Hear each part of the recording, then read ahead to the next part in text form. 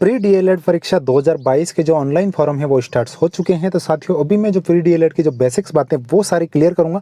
उसके साथ ही साथियों 2022 में आपको बीएसटीसी करनी चाहिए या नहीं करनी चाहिए, राजस्थान के संदर्भ में क्या है कंप्लीट इन्फॉर्मेशन साथ ही मैं आपको देने वाला हूं कि जो डीएलएड जो बीएसटीसी बीएड का जो केस चल रहा है प्रक्रिया दिन है तो उसकी क्या स्टेटस है वो बताने वाला हूँ, क्योंकि उस पर कहीं ना कहीं डिपेंडेंसी रहेगी तब भी आप उसमें निर्णय ले पाएंगे कि आपको डीएलएड करना है या फिर आप बीएड की तरफ जाना चाह रहे हैं, या फिर कई प्रकार की जो आपके बाद में दिमाग में होगी सारी भ्रांतियां या फिर जो शंकाएं होंगी तो उसके मैं कुछ आपको सॉल्यूशन देने की कोशिश करूंगा। नमस्कार दोस्तों, एजुकेशन जॉब प्लान की एक और हेल्पफुल और लेटेस्ट इंफॉर्मेशन वीडियो में आप सभी का स्वागत है। तो जैसा कि साथियों आप देख पा रहे होंगे प्री डीएलएड जो प्री फॉर्म एग्जाम फॉर्म है वो स्टार्ट हो चुके हैं 2022 के। साथियों यहाँ पर एक तरीके से ये एलिमेंट्री एजुकेशन है उसका डिप्लोमा होता है। राजस्थान में दो प्रकार के टीचर्स होते हैं, लेवल 1 लेवल 2।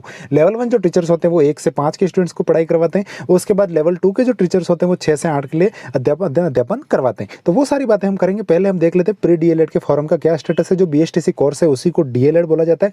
19/8/2022 से साथियों यहाँ पर जो फॉर्म है वो स्टार्ट हो रहे हैं। 30/8/2022 इसकी लास्ट डेट है। सबमिट करने की अंतिम तिथि 31/8/2022 है। मतलब आपको 30 अगस्त 2022 से पहले आपको फॉर्म है वो सबमिट कर देना है, क्योंकि इस बार फॉर्म काफ़ी लेट हुए तो कम ड्यूरेशन आपको मिल रहा है। फॉर्म भरने का अवसर है वो काफ़ी कम मिलेगा। अब पात्रता की अगर हम बात करें तो एनसीटी के नियमों के अकॉर्डिंग है साथियों यहाँ पर डीएलएड के लिए आपको 12th होना चाहिए। जनरल कैंडिडेट के लिए 50%। उसके बाद एससी एसटी जो ओबीसी वगैरह है दिव्यांग है वो आपके सामने स्क्रीन पर दिख रहे हैं परसेंटेज, तो आप इससे अनुमान आप देख सकते हैं, आपको पता चल जाएगा। एक नंबर भी उसमें 1% भी कम नहीं होना चाहिए, मतलब 49.99 भी नहीं चलेगा, उतना ही परसेंटेज आपका कंप्लीट होना चाहिए एनसीटी के नियमों के अकॉर्डिंग है। उसके बाद अगर एज लिमिट की बात करें तो साथियों आवेदक की आयु कम्प्लीटली 1 जुलाई 2022 को 28 साल से अधिक की नहीं होनी चाहिए, उससे कम होनी चाहिए तो वो उसमें अप्लाई कर पाएगा। उसके बाद बाकी रिजर्वेशन है, ऑनलाइन आवेदन आपको करना होगा। आप किसी भी ई मित्र से या फिर आप खुद सेल्फ ही इसमें फॉर्म अप्लाई कर पाएंगे। प्री एग्जाम्स के फॉर्म है 450-500 रुपये इस प्रकार से फीस है संस्कृत सामान्य की। ये सारी इंफॉर्मेशन आप जानते होंगे। और कुछ अगर कन्फ्यूजन है, हालांकि इसमें सारी मैं वीडियो में बता दूंगा,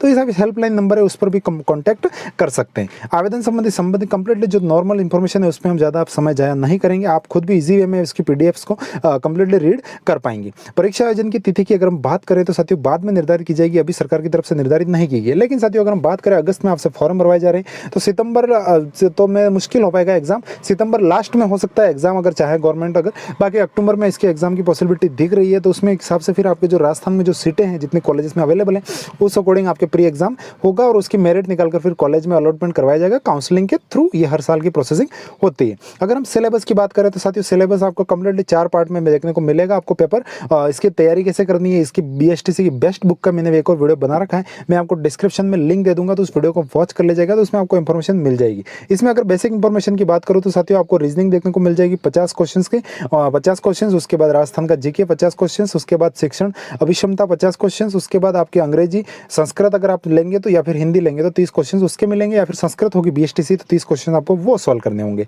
तो इस प्रकार से आपको ये टोटली साथियों 200 क्वेश्चंस का यहाँ पर ये रहेगा और एक क्वेश्चन 3 नंबर का रहेगा। कंप्लीटली 1/3 इसमें माइनस मार्किंग रहेगी।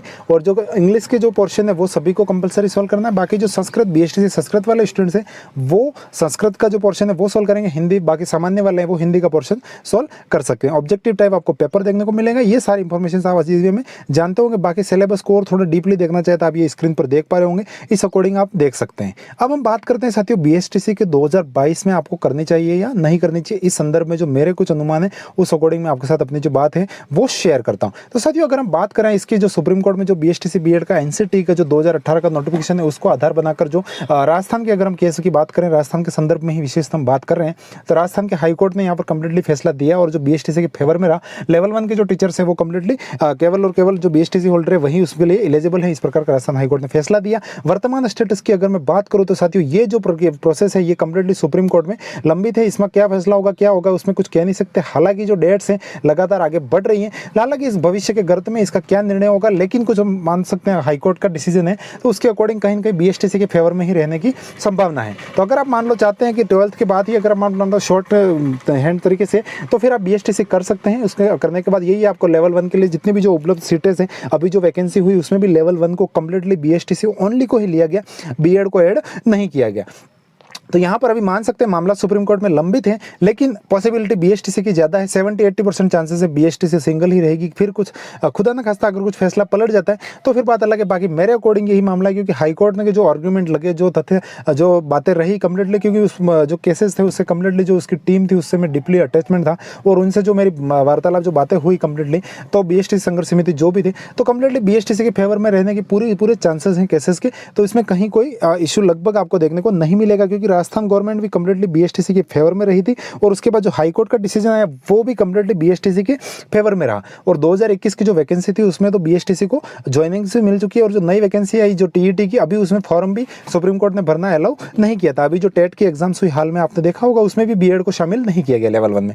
तो इस संदर्भ में कुछ जो बातें हैं बीएसटीसी के फेवर में ही हैं। अगर आप चाहते हैं लेवल 1 का टीचर बनना और कम समय में, मतलब जो 2 साल का डिप्लोमा करें और जो वैकेंसी मिले और उसके बाद आप हो जाएं, तो आप इजी वे में इसको जो ऑप्शन है उसको चूज कर सकते हैं। डीएलएड करने के बाद आपको कम्प्लीटली साथियों जो पात्रता एग्जाम होती है, आप रीट बोल दीजिए, अभी तो हालांकि रीट बोला जाता है, आरटेट एक ही बात है। उसकी पात्रता एग्जाम में जो आपकी कैटेगरी अकॉर्डिंग मिनिमम परसेंटेज उतने मार्क्स लाने होंगे। उसके बाद जो मुख्य वैकेंसी, जो मुख्य भर्ती परीक्षा होगी उसमें आपको मार्क्स लाने होंगे। उसके बाद फिर अगर आप मेरिट में आते हैं तो आप सेलेक्ट हो पाएंगे। ज़्यादा जानकारी आपके जो नज़दीकी टीचर्स हैं जो भी नए ज्वाइनिंग हुए हैं उनसे आप बात करके ले सकते हैं, क्योंकि सलाह लेना और किसी से कुछ राय मशवरा करना कहीं कोई बुराई नहीं है दोस्तों। हर चीज़ आपको यूट्यूब पर नहीं मिल पाएगी। कुछ बातें अपने आसपास के जो भी एक्टिव पर्सन है उनसे भी ले सकते हैं। बाकी कुछ और इश्यूज़ रहता है तो कमेंट्स कर सकते हैं, और मेरे साथ तो जुड़े रहिएगा। मैं आपको कम्प्लीटली हर बार जो जितनी भी सिंपल देसी भाषा में आपके सॉल्यूशंस की कोशिश करूंगा। तो इसी प्रकार की हेल्पफुल और लेटेस्ट अपडेशन के लिए हमारा टेलीग्राम चैनल ज्वाइन कर लीजिएगा, क्योंकि आपको कंपटीशन की हर खबर वहां पर देखने को मिलेगी। और यूट्यूब चैनल सब्सक्राइब कर लीजिएगा, जो सिंपली भाषा में जितने भी सारे और इंफॉर्मेटिव वीडियो में लगातार यहाँ पर आपके लिए अपलोड करता रहूंगा। तो साथियों मिलेंगे नई अपडेट के साथ, तब तक के लिए जय हिंद, वंदे मातरम साथियों।